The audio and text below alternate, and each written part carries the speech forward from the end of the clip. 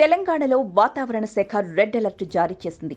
రాబోయే 48 గంటల్లో తెలంగాణలో అతి భారీ వర్షాలు కురుస్తాయని, ప్రజలు అప్రమత్తంగా ఉండాలని ప్రకటించింది. నిజామాబాద్, నిర్మల్, ఆదిలాబాద్ జిల్లాల్లో అతి భారీ వర్షాలు, భూపాలపల్లి, ములుగు, మంచిర్యాల, కొత్తగూడెంలో భారీ వర్షాలు కురుస్తాయని తెలిపింది. లోతట్టు ప్రాంతాల ప్రజలు అప్రమత్తంగా ఉండాలని హెచ్చరికలు జారీ చేసింది.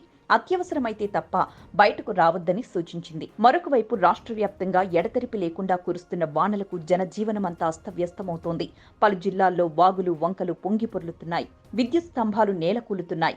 విద్యుత్ సరఫరాకు తీవ్ర అంతరాయం ఏర్పడుతోంది. మరొక వైపు ఆల్మట్టి జలాశయంలో 24 గంటల్లో 6 టీఎంసీల మేర నిల్వ పెరిగింది.